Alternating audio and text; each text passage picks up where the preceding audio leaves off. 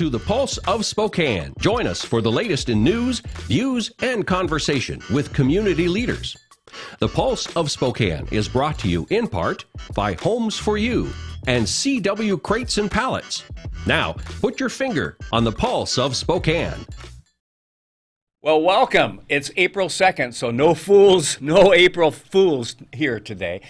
Speaking of fools and going to the opposite end of that spectrum, we have some great guests. I'm happy to welcome Tom Konis, who is the Spokane County Assessor, by 153 votes. That's right. That's right. Who's counting, right? We'll talk about that because at 150 or less, you had something else that had to go on. Phillip Tyler, speaking of politics, who's a candidate for the Spokane City Council President's position. And then Kathy Boykin from Call Before You Dig, otherwise known as 811. Weather and next on the Spokane Talks, the Pulse of Spokane. Good afternoon, Spokane. Today we have a high of 64 degrees. It will be in the 50s and cloudy with some rain coming down during the middle of the week. During nighttime, we are going to see the temperatures drop down a little to the 40s with overnight rain on Wednesday and Friday. Some clouds over in Coeur d'Alene today with a high of 62 and a low of 38, and also some clouds in the valley with a high of 62 and a low of 40. To help you be safe, Washington state law requires you to call 811 2 full business days before you plan, for example, to dig, drill, plow, pull from, or pound anything into the ground. Be prepared to provide the operator with the correct address, cross street, and the description of your work. You must mark the dig area with white paint. The operator will inform you of the utilities notified of your impending excavation. Wait for all their marks. Be safe and dig with care. The economy is getting stronger, banks are lending again, and interest rates are at historic lows. Now is a great time to buy your dream home. The caring and knowledgeable professionals at Homes for You have been helping people just like you for over 20 years. They take the time to listen to what you want and will help you find just the right home in Washington or Idaho. Real estate is what we do at Homes for You, 928-5782, or visit online at homes4uspokane.com.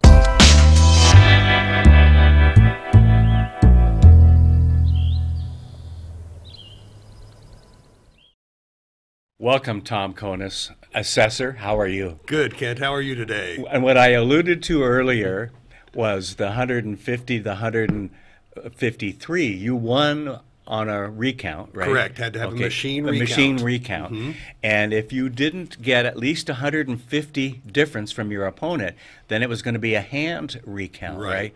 That's when they look at every single ballot that look is for the cast. hanging chads. Yeah, exactly. For those of us who know what we're talking about. Yeah. In actuality, even during the machine recount, there was a change in 3 votes. Oh, okay. Because 3 people didn't fill out their ballot in pen; they filled it out in pencil. Okay. So the machine didn't read it. The machine read it as if they didn't vote at all. Okay. But it was very clear on all 3 that they had written in. So it kicks it out and says you got to do this. Exactly. Okay. Thankfully, 2 of those votes were for me, and 1 was for my opponent. All right. Well, good. All right. Well, now since the beginning of the year, right, you've been in this job. Yes. And you and I had coffee a couple weeks ago, and that's when I said you've got to come on because you have hit the ground running. I don't even remember all the things that you've put in and put to work here, but what are some of them, Tom? The biggest thing is we will be back on the state, what's called the state calendar. The Department of Revenue and the RCWs dictate exactly when everything in our office should happen time-wise. Okay. The last couple of years, we haven't been able to meet those deadlines. Oh, really? Okay. And so through a real concerted effort of the staff, we will be back. We will be sending out our reevaluation notices at the end of May.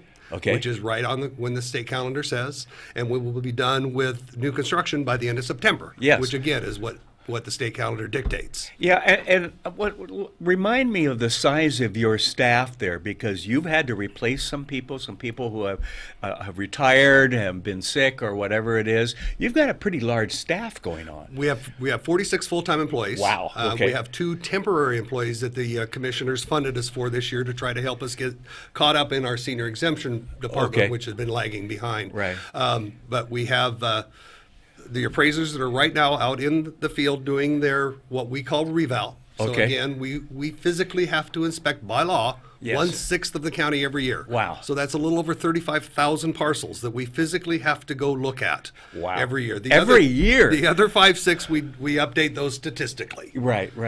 Right. Now, I know when we talked, when you were running for office, there was the work on implementing everything remotely and so forth. And how is that going? When does that start? It's going slowly, unfortunately. Okay. Welcome to electronics. Exactly. I've got plenty of war stories for you, okay? I am right now still trying to get some information from assessors across the country that have implemented it. Okay. I spoke with the assessor in Ames, Iowa, who was the start of the beta test. They ran into a little glitch with it. Okay. And then better that they run into the glitch and fix it. We don't want to be the beta test again. No, We've tried that before. Talked yesterday with a assessor from just north of Atlanta. Down there, and then today was in contact with New York City's assessor. Oh, really? In their IT department, who has had this same mobile application to work out in the field for a couple of years. Okay. All of them have. Yeah. The fact is, you want to send your people out when it works. Exactly. Otherwise, you really are doubling or tripling your work to have them have to go out again and do it, right? Correct. It's that, and it's a large outlay of money. It's about $400,000 to implement this, and I want to make sure we know everything we can know about it before we go and ask the commissioners to spend that kind of money. Right. Now, the commissioners have been really supportive of bringing in either temporary or additional staff to help catch up and really move things forward, including the assessment of the new builds and so forth, which really starts to bring in revenue. And so it's in their best interest, isn't it? Between us kids, it really is. Absolutely. It's in all of our best interest. Yes. They did fund us 2 additional residential appraisers towards the end of last year. That is what is going to allow us to get back on the state calendar. Okay, great. They also funded us an additional segregation technician. Now, what is that? That is if a developer buys a large piece of property and they want to chop it up into buildable lots, our segregation department is the one they have to go through. We will assign the parcel numbers, lay out the lot lines and all of that. And the value and everything else that goes with it. And the value then will be done by the appraiser who's in charge of it. But that will then allow that development to continue. Right. Because they funded us this extra position, we went from 128 days behind to right now we are 72 days behind is all. Wow. We want to get down to 30. Yes. Our segregation manager thinks that within 2 months we will be down to 30 days out. So again, fantastic. We lucked out. We have found a gal that was doing the same job down in Benton County that wanted to move to Spokane. Yes. And she hit the ground running from the second day she was there. She was completing things. So good. So happy. And that's really good for all of us in terms of the dollars and so forth. I'm going to guess, and take an uneducated guess, because I could be wrong. I often am. But when you segregate this, let's say an acre into a couple of parcels, my guess is the value, based on it's going to be used for, brings the value up, doesn't it? It absolutely does. Yeah. It absolutely does. So there's an incentive from the county standpoint to say, okay, at $10,000 of taxes for an acre or whatever it might be, I'm just making up numbers, that if you break it into 4, it might be worth $15,000 or $20,000 or $30,000 with assessment. So there's a wanting to get that done. Exactly. Yeah. So it is important. It's also, of course, we both bought houses before. Yes. That's a very stressful time in your life. And if you're building a house, it's even more stressful. Yeah. So the banks require the borrower to have a parcel number, a certified parcel number. Sure. And so that's really why it's important that we can move these along as rapidly as possible. Yeah, because you could stop the whole process. We can stop everything. Yeah, which is not unintentionally. Good. No, right, okay. Yeah. What else is going on, Tom? The other thing is new construction. Again, you look around, there's buildings going up everywhere. We, last year, added about $850 million in new construction assessed value. Okay. This year, we should top $1 billion for only the 3rd time in Spokane County history. Wow. Okay, what does that mean in taxes, roughly? The nice thing from the taxing district standpoint is for new construction, that's basically called free money. So they would get the tax on that over and above their budgeted amounts. Okay. So that allows. So they want you out there too. They want us out there as well. That would then. You got a lot of friends, don't you? A lot of friends and a lot of enemies at times. Yeah. Well, this is good. Number one, I like you personally. You just got a great attitude and all of that. And I watched you through the election, and I loved it when you came in and did the radio spots. You did about 4 or 5, I think. One take each. One take, Tom, I tell you. I made your life easy that day. You sure did. You sure did. But what's important, I think, is your attitude going into the job to improve things. And we can all complain about county government or city government or any government, okay? Sure. It's those folks who just, they've got a job, they've got, in your case, for 4 years, they don't worry about it, and the bureaucrats and so forth. But to me, number one, all of the employees that you had from when you were running for election came out to support you. Correct. That says something loud and clear. It really touched my heart. Absolutely. And they were out holding signs before morning work and everything. And their attitude now to get it done is absolutely fantastic. So congratulations. Thank you. That's a true leader and a group of folks who get that you're a true leader, and it's so nice to see in government these days. Okay. I appreciate that. All right. Thank you. Well, thank you. If folks have questions about anything, how do they reach the assessor's office? There's a couple of ways, of course. Okay. The easiest way is through the website. Okay. At SpokaneCounty.org. Welcome to the 21st century. Exactly. And also on there, then they can find my phone numbers on there. Okay. If you've got a question, give us a call. All right. I'm more than happy to help. Great. Yeah. Well, thank you to you and to all of your staff for setting an example in Spokane County. I'll pass that on to them. Thanks a lot. We're going to take a quick break, and we're going to come back and talk with Phillip Tyler right after this. The following is sponsored by our friends and community supporters at McNeese Wheeler Attorneys. McNeese Wheeler is a boutique law firm in Spokane, handling matters in both Washington and Idaho. Areas of law include business law, wills, trusts and estates, family law, personal injury and wrongful death, and real estate matters. For your full-service legal needs, contact McNeese Wheeler Attorneys.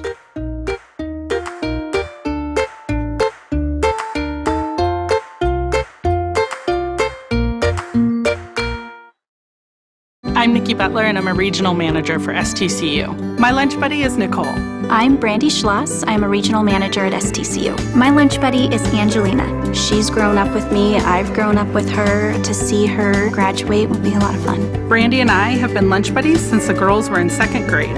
It's great that STCU provides me with the opportunity to be part of Reach for the Future. We are committed to the children. We're committed to our community. I'm Nikki. I'm Brandy. And STCU is here for good. This is River Ridge Frame Shop, called Frame It Today, where we can take your art, customize it, and get it ready to hang on the wall.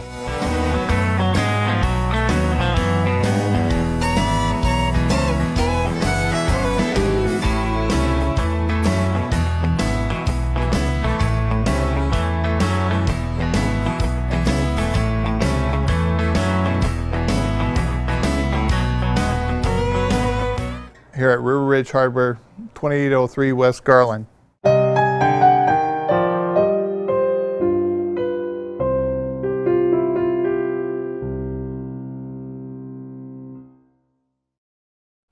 Phillip Tyler, candidate for president of the Spokane City Council. You're hoping to be you will be on the ballot in August, right? Correct. Primary, and then you hope to be on the ballot in November. Yes. What the heck were you thinking? Well, Phil, talk about why are you running? You know, I'm running because what I have seen in our current political environment is not representative of the city that I grew up in, Spokane. It's became really divisive. It appears to become agenda-driven. Yes. And it's really seems to be focused on calling each other out. Yes. Versus calling people in. You know, my vision of calling Spokane, people together. Absolutely. Yeah. My vision of Spokane, I was here during both ice storm and firestorm, and those are the true examples to me of what Spokane is, where we treat each other neighborly, we reach out, we assist one another, and we come together as a city, as a community to uplift one another. Today's political environment, our current city council doesn't appear to be moving in that direction, Kent. And so it was incumbent upon me to give back to a city that has given so much to me and my family. And there's another very personal reason that you told me before. Absolutely, yes. Of why you want your name on the ballot. Correct.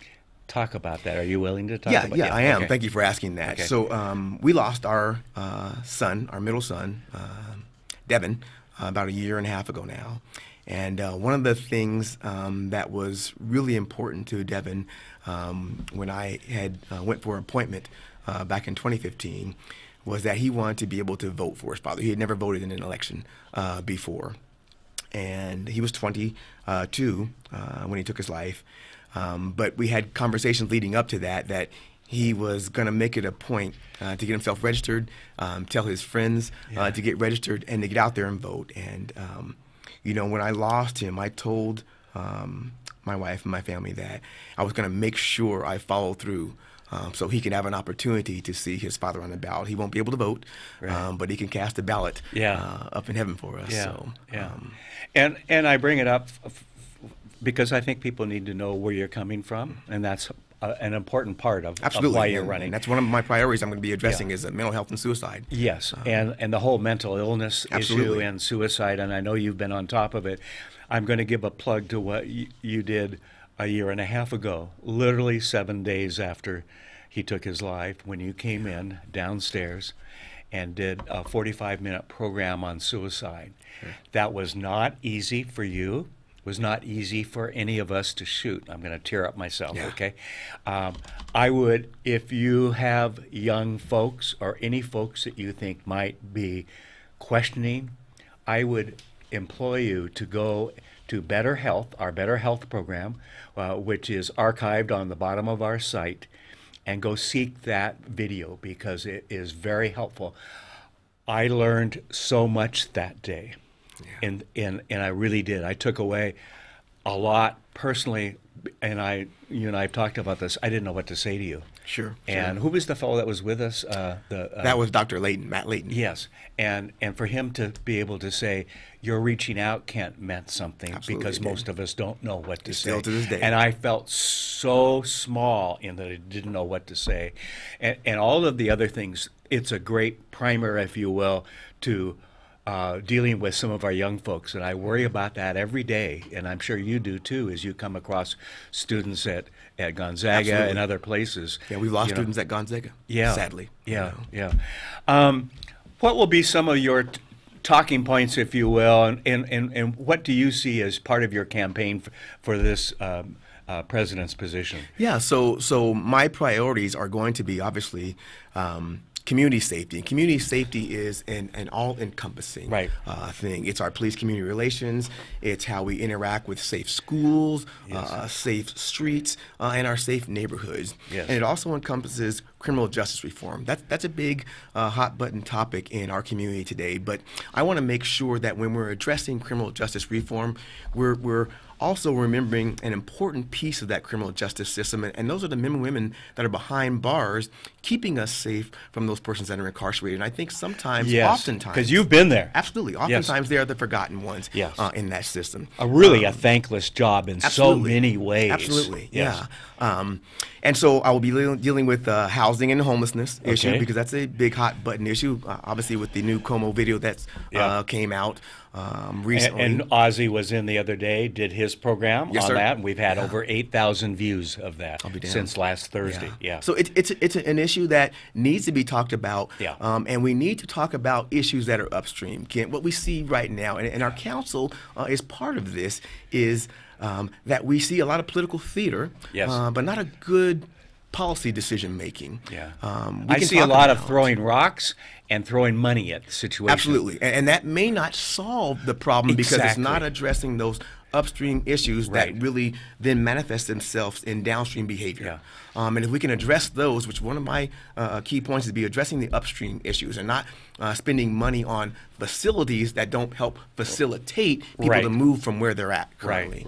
It really is, as the Como special said, and as Ozzy said last week, it's not so much a homeless problem as it is a mental health and drug problem. Sure. And that really affects about 85 to 90, I've heard up to 95% of the homeless out there. Yeah. Yes, there are people who are suddenly homeless and families and all of that, and there's some great organizations working on that. But the major problem we see with people sleeping downtown and other places is really a drug and mental illness problem. Correct. Yeah, and we want to make sure that our elected officials are not forcing us to try to conflate the two issues, yes. Homelessness and crime, because they're not similar, and no one is saying that all homeless are criminals, right. and no one is saying that all people that have homes are innocent, law-abiding citizens either. Exactly. And so when we do this, we create this antagonistic behavior between our citizens and our electeds, and I don't think that's good for good governance. Yeah.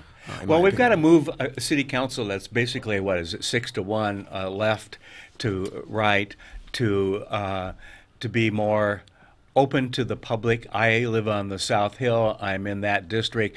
I have council people who don't reflect my position in one way or the other. Sure. And in some cases, they were appointed to start and so forth. And it's time to make some change. I think it's the biggest issue we're going to have in the Spokane area this year is really the city council issue. I think you're right. I think we want to move a council from a group that's about groupthink. Yes. And yes. Let's talk about groupthink. Groupthink is when we don't have the ability to test our own assumptions, when we don't have the ability to have critique without reprisal, when we don't have the ability to understand and listen to others' positions. And I think that's what we have right now. Yeah. And for all those that say we want to eliminate prejudice or discrimination, bandwagon think is no different than discriminating against others. And that's what groupthink does. And I think it's time for our council to stop predicating its legislature on right or left, blue or red, when Spokane, I believe, is a mixture of both. Yeah. Purple, or in our case, lilac. Yes. And what I want to do is bring the lilac city back to the city council. Yeah. I've seen recently articles done, and I think it was CREM that started labeling the various candidates for as they're coming out for mayor and so forth, giving them an R or a D. And then even as Nadine was live streaming today, or at least it was on KHQ, some of the questions coming across on Facebook was, what party is she registered with? Sure. Which tells me how stupid both CREM was and the people asking, I won't mention some of them, about the political side, because they're nonpartisan races. Come on, folks. I wouldn't use the vernacular. Well, but I'm a little more blunt than you. But really, it shouldn't be about labeling an individual. It should be listening to their stories, listening to their vision. Do they have a passion for moving this city forward? And how do we leave the city in a better place 4 years at a time for those that are going to be coming after us? And it shouldn't be predicated on the R or the D. And we've talked about this, Kent. It should be predicated on 2 letters only, you and I. Great. Okay, so you have some competition coming, do you think? I do. In every election, when you have an open seat, you're going to get a lot of candidates jumping into a race. But that's what makes democracy so good, right? You want to have a large... Not quite as many as the mayor's race, I don't think. Well, I don't think probably as many as the mayoral campaign. But, it's good for the citizens to have people to choose from. So we don't walk down these party lines, I'm simply going to vote. You had Tom Konis on here before I came in. And some of the things that stunned me through his campaign was people writing in their ballots, I won't vote for this person because they're a Republican. I won't vote for this person because they're a Democrat. Good governance doesn't exist with a letter. Right. Good governance is listening to all the citizens involved. If I simply say I'm only going to listen to my left friends, I cut out a whole segment of our city. Yeah. If I listen to my right, I cut out a whole segment of our city. And that's a disservice to those that have elected us. And I think we're seeing some of that in our current council, where citizens are having buyer's remorse, if you will. Yeah. And I want to help to eliminate that, Kent. I really Well, do. it's only 2 months away, and we'll be seeing you here for Meet the Candidate when I hope so. Sulani interviews everybody on the ballot. And when is the registration on the ballot? It's like the third week of May or something like that? Yes, for filing. For week. filing. Yeah, so you'll see, I think, a number of When persons do the file. signs start going out? Well, I can tell you this. I'll be calling 811 before I put a sign. That's what happens when you sit with Kathy out in the green room, isn't it? Yes, sir. Yes, sir. That is correct. I love it. I love it. Well, she did her job today. She doesn't even need to be on now, Yeah, well, right? there you go. Yeah. Yeah. Well, great. Well, congratulations Thank you as on, always, on my friend. stepping up, And I appreciate stepping all up you've to done this, for us. okay? And it's good to see good people run for office, and the more good people we have, as you said, the better off we are for our city council and our community. Yes, sir. It's all about our community. We are going to take a break, and when we come back, Kathy Boykin is going to talk about calling before you dig, which means call before you put that sign in, and 811 right after this message. The economy is getting stronger. Banks are lending again, and interest rates are at historic lows. Now is a great time to buy your dream home. The caring and knowledgeable professionals at Homes for You have been helping people just like you for over 20 years. They take the time to listen to what you want and will help you find just the right home in Washington or Idaho.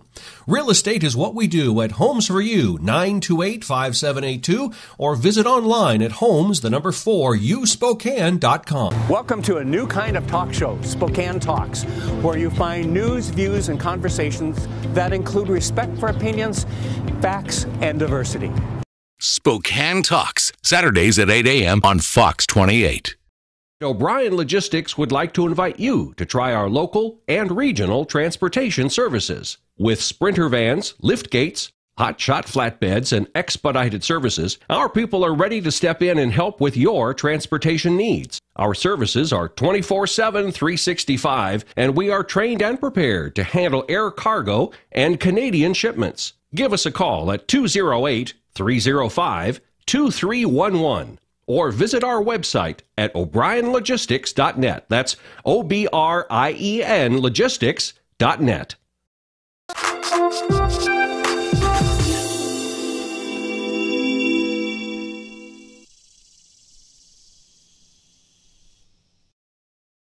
Well, welcome back. A friend of mine, Kathy, how long have I known you now? About 5-6 years. At least. At least? Yes. Yeah. Back when we were in high school, wasn't it? At least Yeah. high school. Maybe kindergarten. I don't know. But And your husband worked at Washington Water Power when it was Water Power, right? way back. Way back. When you were there too. Back in the yes. let's see, early '80s, Well, something like that. he went on to being the manager of Water District 3. Right. So, yeah. Well, good. Hey, it's good to see you as Good to see always. you. And we joked with our buddy Phillip about his signs and stuff. I read him the spot in the law. Oh, did you? Yeah.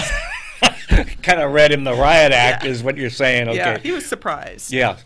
I think most of the politicians, and when I say most of the politicians, I mean they're volunteers too, because in most cases there are volunteers out doing that, and they think they're helping and so forth. But this plugging in campaign signs that are going to start appearing more and more now in the next couple of weeks. What is the law on that? Well, I should probably find it in here and read it, shouldn't I? Yeah. Well, don't you know it by heart?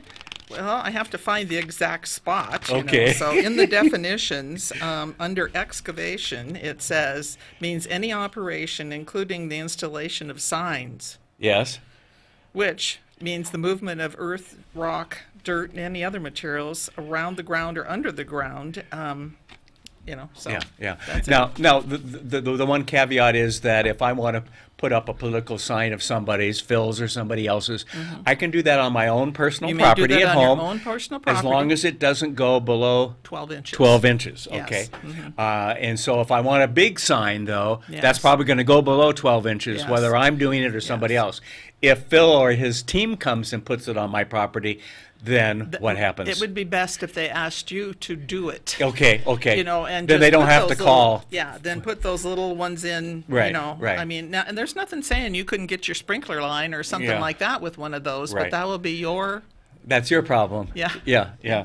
The governor's done something recently. What has he done? The governor made April, well, many of the governors across the United States have made April into Safe Digging Month, which makes sense. You know, I dig that. Yeah. So anyway, it says, whereas April marks the start of the spring digging season for homeowners, landscapers, and construction companies, and whereas failure to locate underground utilities before digging may result in unintentionally hitting underground lines or pipes or leading to penalties, costly repairs, inconvenient outages, injury, or even death. And whereas Washington's 811 service notifies the appropriate companies where you intend to dig. And so they will dispatch their locators to go and mark your property. And I think that's important because the public out there, even the contractors, don't have to call the water people, the electric people, the gas people. It's an 811 call before you dig, and that's all taken care of. Yes. And usually it's done within, 3 to 4 working days, something like that? The day of the call doesn't count, and then there's 2 days to give the locators their time, and then you can dig at midnight at that, at the time if of the you want to be out there. If you want to be out there. If there, your neighbors will let you. Yes. Yeah.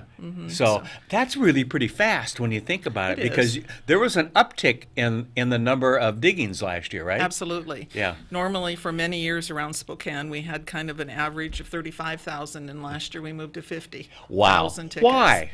Well, there's just the more weather, more the more construction. Things. People are doing more.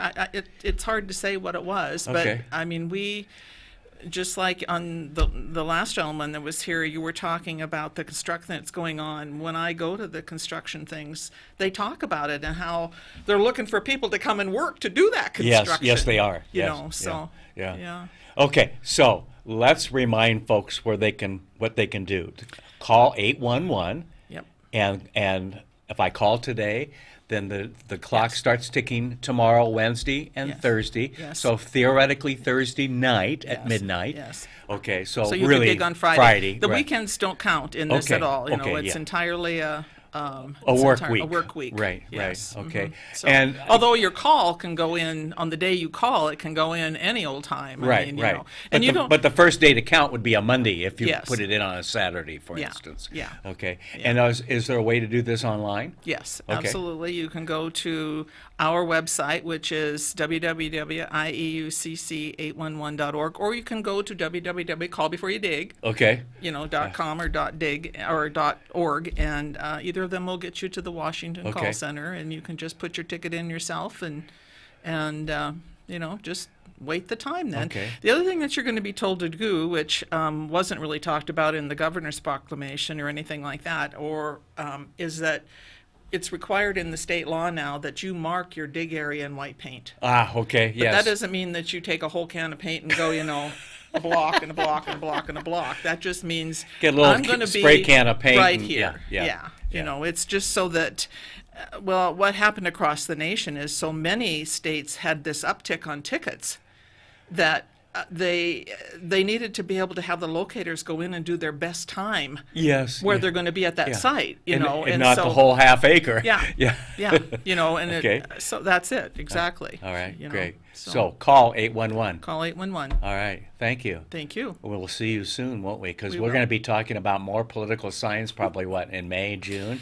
Well, whatever it is, it's going to be there. It's going to happen, Kathy. Yeah. Hey, thanks for watching. It's the 2nd of November. Why did I say November? Because I was thinking election. Yeah. 2nd of April. April Fool's a day late. Yeah. Hey, have a great day. We'll be back tomorrow at 12 noon. Take care. The Pulse of Spokane is produced in Spokane, Washington by SpokaneTalksMedia.com, which is solely responsible for its content. The Pulse of Spokane is brought to you in part by Homes for You and CW Crates and Pallets. Ask Kent a question, recommend a guest, or hear this program again on Facebook, YouTube, Twitter, Apple Podcasts, Spotify, or SpokaneTalksMedia.com.